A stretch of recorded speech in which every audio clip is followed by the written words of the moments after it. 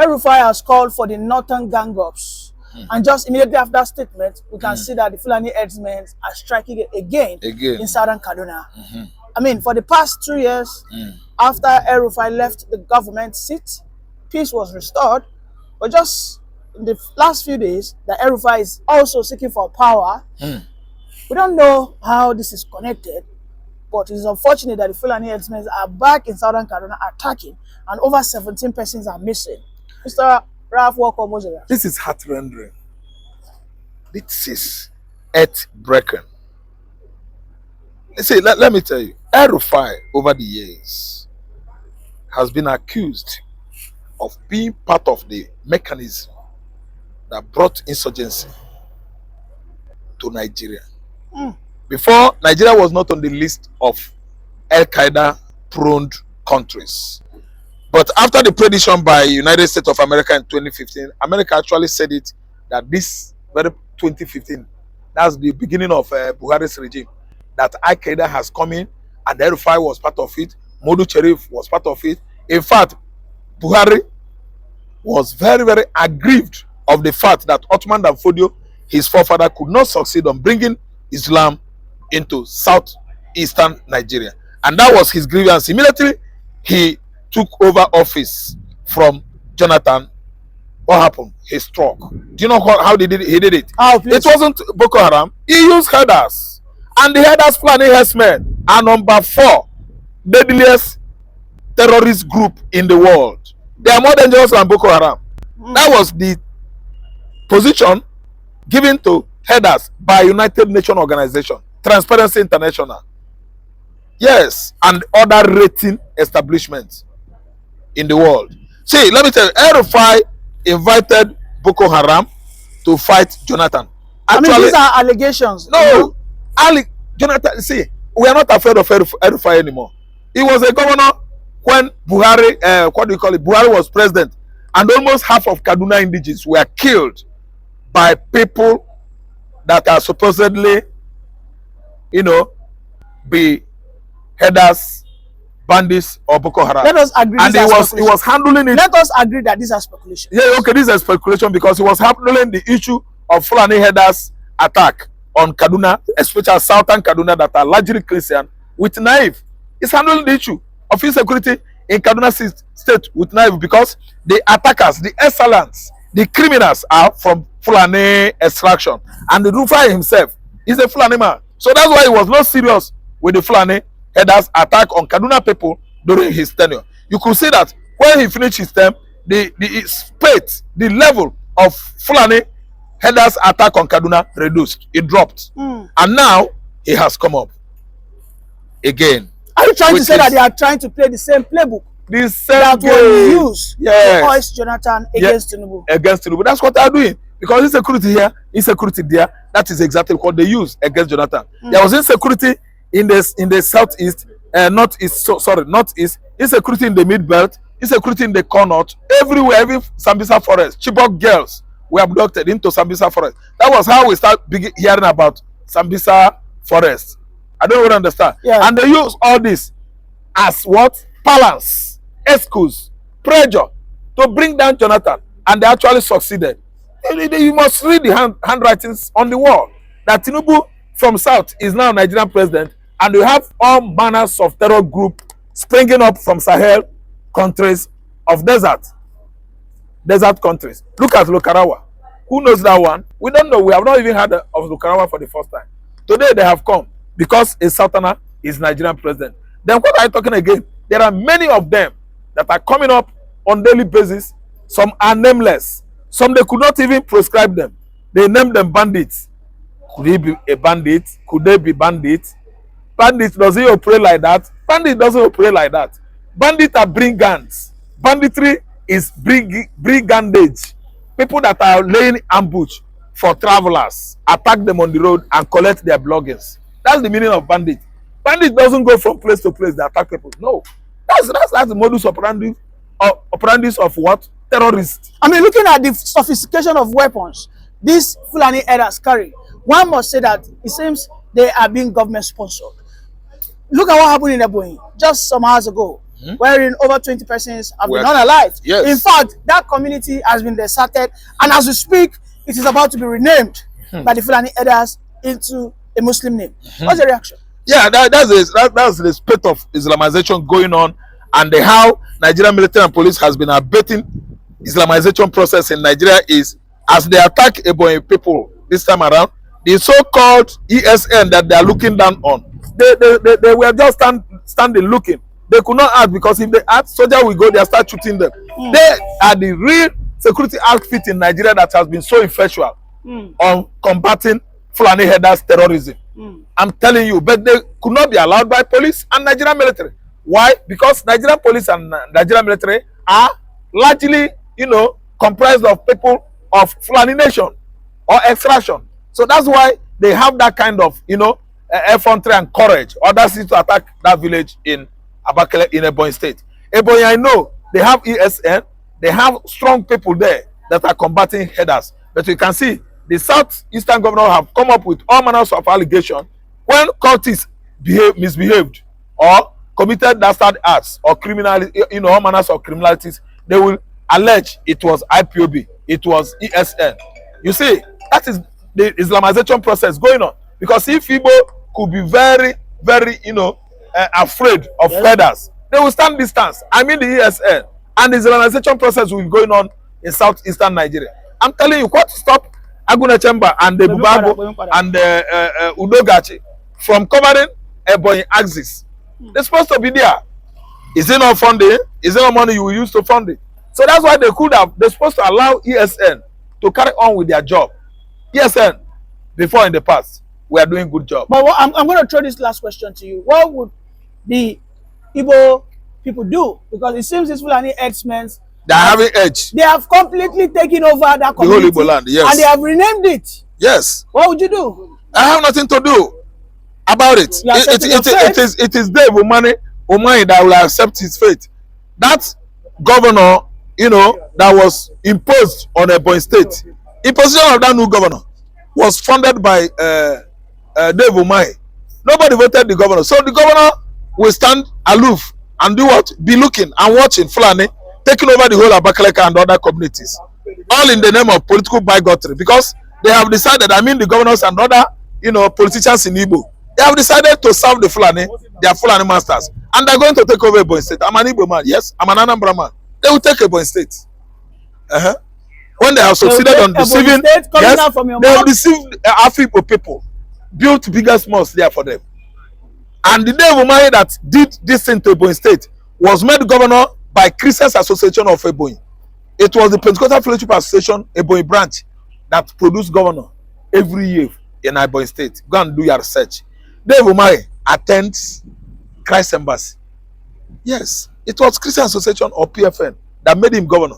On getting to that place, money entered his brain. He started what? Romancing with the Fulani. Yes, to oppress his fellow Igbo man. So what you're saying now is they an Igbo man, take over. What you're saying now is an Igbo man that lies in bed with the Fulani, yes, will get eaten. Is that what you're saying? Yes. Yes.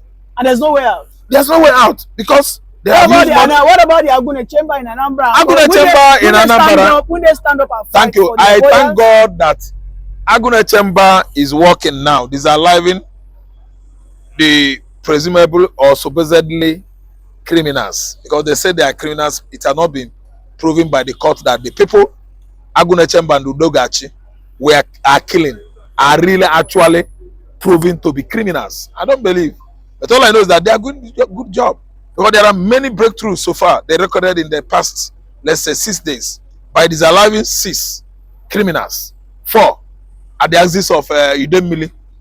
I don't know what to understand. Then 6 at the axis of Newi. I don't know what to understand me. Many of them criminals. So what happened now is that Ebonyi, they are the one that formed Ebubago together with Hope Uzodinma. So Ebubago should go to Ebonyi and protect Ebonyi. Aguna Chamber and Udogachi was formed by last month by Charles Soludo. So Aguna Chamber and Udogachi, they should say in Anambra State and make sure that they watch over the indigenes of that state, the properties and the indigenes of that state. But they should know that ESN, when operating, was unbeatable. You can't, let me tell you, invincible. Not that you can't see them, you can't conquer them. Impregnable.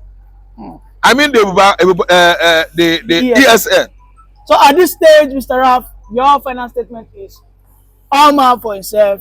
When you eat with the devil, to Israel, you should to your tent, O be Israel. ready for the what? Yes. Consequences. Thank to you your very tent, much. O Israel. I also strongly believe that the Gaza Strip, which has been a symbol of death and destruction for so many decades and so bad for the people anywhere near it, and especially those who live there, and frankly, who's been really very unlucky. It's been very unlucky. It's been an unlucky place for a long time. Being in its presence just has not been good, and it should not go through a process of rebuilding and occupation by the same people that have really stood there and fought for it and lived there and died there and lived a miserable existence there. Instead, we should go to other countries of interest with humanitarian hearts, and there are many of them that want to do this, and build various domains that will ultimately be occupied by the 1.8 million Palestinians living in Gaza, ending the death and destruction and, frankly, bad luck. This can be paid for by neighboring countries of great wealth. It could be 1, 2, 3, 4, 5, 7, 8, 12. It could be numerous sites, or it could be one large site. But the people will be able to live in comfort and peace, and we'll make sure something really spectacular is done. They're going to have peace. They're not going to be shot at and killed and destroyed like this civilization of wonderful people has had to endure.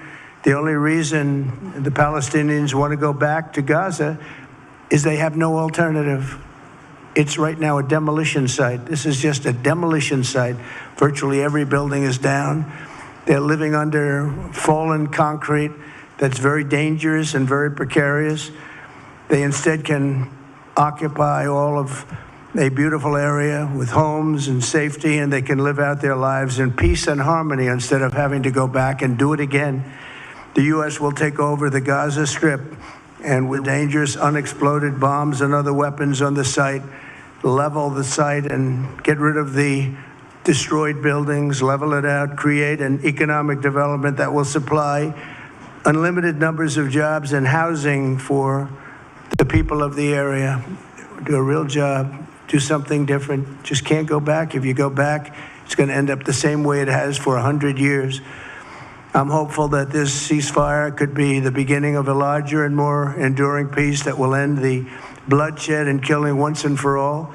With the same goal in mind, my administration has been moving quickly to restore trust in the alliance and rebuild American strength throughout the region.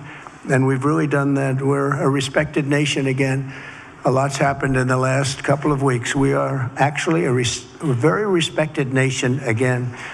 I ended the last administration's de facto arms embargo on over $1 billion in military assistance for Israel. And I'm also pleased to announce that this afternoon, the United States withdrew from the anti-Semitic UN Human Rights Council and ended all of the support for the UN Relief and Works Agency, which funneled money to Hamas and which was very disloyal to humanity. Today, I also took action to restore a maximum pressure policy on the Iranian regime, and we will once again enforce the most aggressive possible sanctions, drive Iranian oil exports to zero, and diminish the regime's capacity to fund terror throughout the region and throughout the world. We had no threat when I left office. Iran was not able to sell oil. Nobody was buying oil because I said, don't buy it. If you buy it, you're not doing any business with the United States. And Hamas was not being funded. Hezbollah was not being funded. Nobody was being funded. There would never have been an October 7th. 2 weeks ago, I once again designated the Houthis as a terrorist organization. They're trying to destroy world shipping lanes, and that's not going to happen. And over the weekend, I ordered airstrikes against senior ISIS leaders hiding in the caves of Somalia and took them out. Here in America, we've begun the process of deporting foreign terrorists, jihadists, and Hamas sympathizers from our soil, just as we have people that are extremely evil, and we're sending them out of our country. They came from jails. They came from mental institutions and insane asylums, and they were dumped into our country. They're gang members. We're getting them out at numbers that nobody can actually believe. And every single country is taking those people back. They said they would never take them back, and they're all taking them back, and they're taking them back very gladly. And I recently signed an executive order combating the vile wave of anti-Semitism that we've seen in the aftermath of the October 7th attacks. Together, America and Israel will renew the optimism that shined so brightly just 4 years ago. It was really a bright, beautiful light. We will restore calm and stability to the region and expand prosperity, opportunity, and hope to our nations and for all people of the Middle East, including the Arab and Muslim nations. Very important. We want the Arab and Muslim nations to have peace and have tranquility and have great lives. And we'll take some questions. Security vacuum. So Saudi Arabia is going to be very helpful, and they have been very helpful. They want peace in the Middle East. It's very simple. We know their leader and their leaders very well. They're wonderful people, and they want peace in the Middle East. As far as Gaza is concerned, we'll do what is necessary. If it's necessary, we'll do that. We're going to take over that peace, and we're going to develop it, create thousands and thousands of jobs, and it'll be something that the entire Middle East can be very proud of. But everybody feels that continuing the same process that's gone on forever, over and over again, and then it starts, and then the killing starts, and all of the other problems start, and you end up in the same place, and we don't want to see that happen. So by the United States, with its stability and strength, owning it, especially the strength that we're developing and developed over the last fairly short period of time, I would say really since the election, I think we'll be a great keeper of something that is very, very strong, very powerful, and very, very good for the area, not just for Israel, for the entire Middle East. Very important. And we'll, again, have thousands of jobs, and there'll be jobs for everyone, not for a specific group of people, but for everybody. Okay, please. I think peace between Israel and Saudi Arabia is not only feasible, I think it's going to happen. I think if we had another half a year in your first term, it would have already happened. True. Many, many more. I agree. Many more nations.